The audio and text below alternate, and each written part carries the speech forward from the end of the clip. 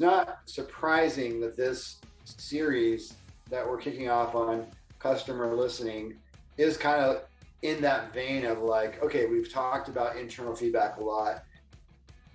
What's going on in the world of customer listening, customer feedback? It definitely fits the personality of the show. Yeah, it totally does. I mean, we're going to speak on topics that we feel well versed and feel like we could speak boldly and authentically on. And listening is one of them. And it ties into feedback. It ties into so many things. And if we truly listen, it ties into much more than just customer listening. It ties into growth. Welcome to the Howie and Beastmode podcast, where we discuss all things business, including growth, strategy, and execution, as well as personal and professional development. Let's join Howie and Beastmode in conversation. Customers to when they're angry, upset customers, but there's just so much listening that can and should be had and so much value. But we're moving right into a new series on sowing and reaping. And I think everybody's going to be surprised where we go with this one. Yeah, I'm excited. I enjoyed the listening as well. But we tend to talk about feedback throughout the podcast. So I'm sure it'll pop its head up here and there for sure. But yeah, so kind of maybe lay a little bit of groundwork, if you'd like, on kind of like this concept of sowing and reaping in business. Yeah, so I'm sure everybody's heard it from a biblical standpoint. We're going to try to stay away from that as much as possible and really just get into the nuts and bolts. And so just a real quick analogy that we can all understand about sowing and reaping. And so if you are a jerk all the time, what are you expecting from other people? Oftentimes, you're not going to get back this lovey, super joyful, positive attitude in return. And so that's the part of sowing and reaping that we can all understand. But we can also understand the opposite of that perspective of, if I am just joyful and happy-go-lucky and just, I'm excited about life, even if there is a negative that comes back to me, my positivity, my overwhelming that I'm sowing into every relationship, every phone call, every engagement is going to come back to me. So that's kind of the first analogy that we want to get across, that sowing, whatever I'm sowing, the most basic aspect is your attitude. Whatever we can sow, that is obviously what's coming back. And we agree on that. Now, can we take that same mindset and shift it into how we're operating our business? That's kind of insane. You kind of inspired me, because I was thinking about, so you guys don't know this, but Beastmode and I are driving, you probably heard traces of it, but we're driving some very sort of like long-term customer focus prospecting approaches in our businesses. Both of us are doing that. And it's kind of a very patient, thoughtful, no ask, education centric kind of deal. Value driven. Yeah. And so what you said, you kind of sparked and kind of encouraged me as I was thinking about, if I'm sowing a certain kind of business, sales and marketing content, I'm going to reap in accordance with that content. So it's almost like the content type that I'm sowing matters a lot, as well as the sort of like the intent, and sowing into the right channels, the most appropriate. If I'm going to go sow about cybersecurity on a cooking channel, that probably, like allrecipes.com may not be a great place. So I want to kind of like sow the right content at the right time, and also in the right place, and also with the right spirit of intent, because I'm going to read back kind of like accordingly. So that was really interesting. It really helped me to kind of encourage me. Yes. So again, you kind of hit on a couple of different aspects when you just went through your 4-part process. So again, the first part we really want everybody to capture is, again, whatever you're sowing is what you're going to reap. Like, we just have to get past that. Yes, it's a Bible verse. Yes, it is. But more importantly, it is factual. If I put a pumpkin seed in the ground, I'm not going to get an apple out. It's not going to work. What I put down is what's going to come back. So let's start there. So am I putting value out into my phone calls? Am I putting creativity? Am I listening? Am I doing these things on the front end?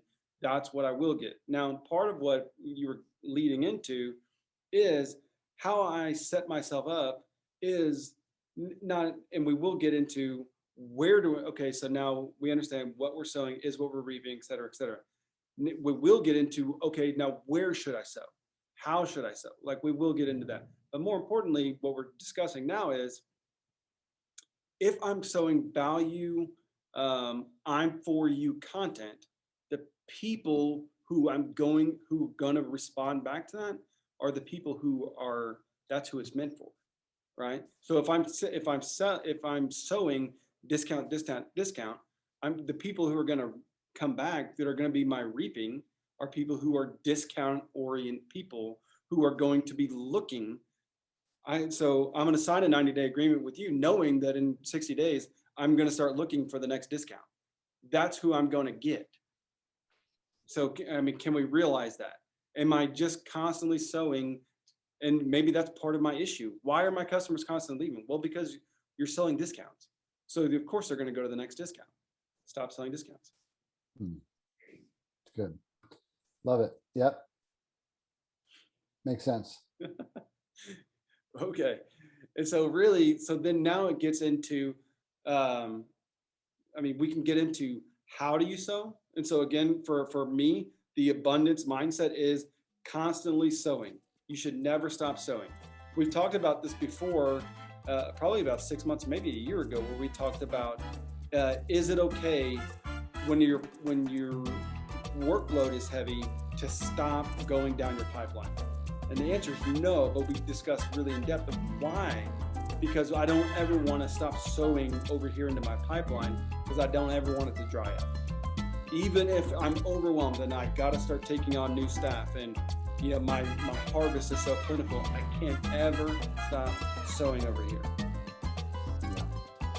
Yeah, no, I think that's really important. Continuous sowing is a key there. I like that. So you reap what you sow was kind of the first one. Yes. You know, so thinking about the kind of seed and the location and the diligence of that and the spirit and intent of that with which you do it. And then also the constancy. So continuing to sow and not letting up is actually big. You know, we both post on LinkedIn quite a bit. And one of the themes that I find myself posting about, you know, recently a little bit is that continuance and that persistence and that grit. And, you know, many people have read the book by Angela Duckworth called Grit. And the fact is that long studies have determined that keys to success are passion and perseverance.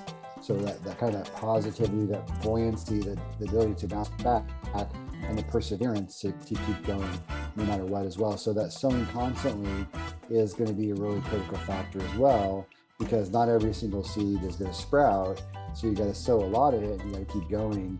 And I think also you learn from that process as well. You kind of learn, I think we talked a little bit about this earlier, but you know, you kind of learn kind of what's working and you kind of learn what seed maybe you're even good at sowing. So maybe you can kind of like talk about that if you like. Yeah. Yes, that's a big passion of mine right now is often, so sometimes I want to sow a certain type of seed. But yet that's not the seed that I have in abundance. That's also not, and so that's kind of the first step for me is what seed do I have in abundance? That's the seed that I need to sow now and I need to sow consistently, right? It doesn't mean that the seed that I have over here, so if I have 100 apple seeds, it doesn't mean that I don't sow those apple seeds and just hold on to the one pumpkin seed. No, I need to sow the 100 apple seeds. Yes, because that's what I have in abundance. And the likelihood of reaping much greater. But maybe I want pumpkins. The difference is I can't sow my pumpkin seed in a ground that's not suitable. And that's really the epiphany that I'm working on right now is sometimes in business, we want to go to the next level. There's a product, a service, an idea. I want to roll this out. And I'm really passionate about it. But what happens is if I'm sowing all my seeds, my time, if I'm sowing all my creativity, if I'm sowing all my team into this seed, but this seed isn't the ground that my business is standing on, or the ground that my customers are in right now, if that isn't ready, then this seed is going to die. It doesn't matter how perfect it is. It doesn't matter how awesome it is. It will die. Just like your Honor Him website. I think it's a terrific idea. But if you found out that it's awesome and it's relevant and people want it, the problem is they didn't want it this way. So it doesn't matter that it's going to die. But at the same time, if I took the mindset, which is behind Honor Him, which is feedback, which is empathy, which is value, if I take all those and I sowing those, then what happens is now I'm reaping, allowing for whatever soil, or maybe what season. Maybe it's winter time and I can't sow this seed in winter. I have to wait till summer to sow. It's good. So I kind of got a couple things out of that. Evaluate what seed you can sow, right? Yes. So if your business is real, or your business or your career, if you have found yourself tending to be in this certain type of a job, let's say, or if you're in a business and you found yourself, tending to be offering this kind of thing and having a certain type of business close for you, then you need to kind of think about listening to your market. And the market is saying something. Yeah. And the market is saying that they kind of like you for this certain situation. And so instead of you kind of like blindly following, sort of like another path where you may not have a lot of traction or a lot of history, a lot of resources, it's just a goal of yours. It's okay to follow the boring path of kind of what's working, or at least what has signs of working. And then maybe, later on, if you have enough revenue from that, you can experiment with that other path and some other seed to sow, but you should sow and be faithful with what you're given right now and not be dissatisfied with what's in your hand and despise that because it's not cool and you're not, starting a rocket ship instead of you're starting a car dealer. It's like, I know that's not as cool, but does it pay the bills? Because, selling a lot of cars is okay too, and then you can worry about rocket ships and fun stuff later on in the course of time. So evaluate the seed that you can sow instead of chasing a dream, and going broke on that. Yes. Yeah. I mean, it relates so many different ways. I mean, I think we could give probably 100 different examples. And I love the example of, again, from a career standpoint. So I want to be in this type of career. I want to be at this level. Maybe I want to be an executive or whatever, but I'm here, I feel capped out.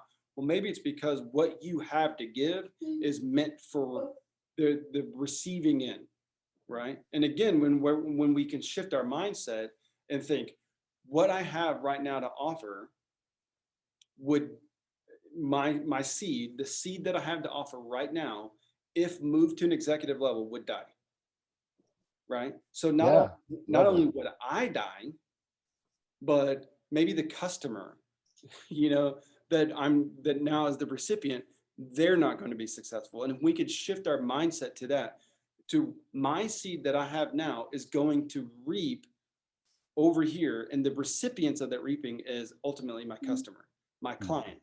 And so if I can think about them, if I can think about the good that it's going to happen to them, it's going to trickle back to me. But again, I can be okay with that. I can be okay with where my seed is at right now. Does that make sense? It does. Yep. I think it's a very practical way of thinking about it. It's a total shift. I mean, believe me, I'm sure everybody listening right now is squirming in their seat because it's uncomfortable to think about things that way, but it's a total epiphany that I think is true. That again, whatever seed that I have right now, whether it's a career, whether it's a business mentality, whether it's, again, I'm in a certain type of business and this is the product service idea that I have right now. Great. So again, what do I have in abundance? I need to sow that. And I need to sow it in the direction of the soil that's going to be the recipient. I can't force it, just like you said. And don't be afraid to start small, because like in the case of To Honor Them, which I started, I built the whole thing out and spent $125,000 out of my retirement, which, that was a long time ago, but still was a pretty big hit. And it didn't work, and there's a concept in the startup world that many of you might be familiar with called an MVP, which is a minimum viable product. And so a good idea is when you're starting that sowing process it's good to do experiments to make sure you've got the right seed, you've got the right season, just like Beastmode was saying, instead of building the whole thing out and going broke. You want to start a car dealership? Good for you. Can you sell one car to start with? Just one, right? Sow that seed, prove it out, and then repeat instead of, drinking so much Kool-Aid because you're excited. I respect that. We both do. And that excitement is really an important part of the process. But you have to be guided not just by excitement, you have to be guided also by evidence. And if you don't have evidence that this seed could work or is working or has a good, you've got a pretty strong sense that it will, and you go whole hog and you throw all your seed at it, you may end up broke, and that's a bad thing. So I would say be careful to start smartly and wisely and judiciously instead of going broke by building the whole thing out. Or, it's okay to have a couple of bets, see where your seed is working the best. Yeah. And I love that example. I love the car dealer example. So I want to own a car dealership. I want to own a Lamborghini dealership. Okay. Can you sell a Kia first? Okay. You can sell a Kia. Okay, great. Now, can you go sell a Lamborghini? Just sell one. Okay. Now maybe we can talk about, can you sell 10? Now we can start talking about owning a Lamborghini dealership. That's the same mentality I think we have to have with our business. Again, we had the example earlier in our prep about a financial advisor. I want to land the big fish. I want to do, I want to handle portfolios of $100 million. Well, great. Can you handle, $10,000, $1,000 portfolios? Can you handle that? As opposed to trying to land the big fish, trying to take and sow all my seeds up here where it's not going to bear any fruit. Because if you landed a $10 million account, do you think you're going to benefit them? Really? Your first account is a $10 million account? So again, that's the mentality shift of who would that benefit? Landing that account would only benefit me. Whereas if I go land a $1,000 account and I make them, 50-fold on that $1,000, who's the benefactor? I may get $100, but who benefited? My customer. It's a mentality shift over that way. I don't know if it's a scripture, but it might be. But you've heard the phrase, "Don't despise the day of small beginnings." Yeah, that's a scripture. Yeah, is it scripture? Yeah, it's such a cool one. It's how encouraging could that be to some listener right now? Yeah. Like, listen, don't call yourself small. Yeah. Don't call yourself worthless. It's okay to start with a little bit of seed and sow with what you've got right now. Don't say you're not enough, or you're not smart enough, or you're not big enough, or whatever it may be, or you failed before. Who hasn't failed before? But start with that small thing and let the market talk to you. And if you've got good signs that it might work, even throw a little more seed at it, a little bit more patience. Don't quit too early, but also don't bankrupt yourself. But also make sure you do bet on yourself a little bit here. Yeah. So true. And Can you tell we have compassion for our listeners? Yeah. For our listeners, for our customers, for everybody. Yeah. That's really right. That's really where it's at. I mean, if you can't tell that from this is so direct about where you should be placing the value. So I think that's a great kind of opening into sowing and reaping, and I think we're going to get into that one a little bit more in depth. We're just going to let it ruminate on us and on you guys. So, Howie, it's always a pleasure, my friend. Enjoyed it. Thank you. Where can they find us? Yeah, anywhere podcasts are found, and they can find us on YouTube at Howie and Beastmode, and they can email us if they'd like to send down a topic idea, or maybe you'd like to be on an episode at howieandbeastmode@gmail.com. Like sometimes we're a little too agreeable in the way we deliver, and because we don't want to, kind of burn a bridge or make someone feel stupid or whatever,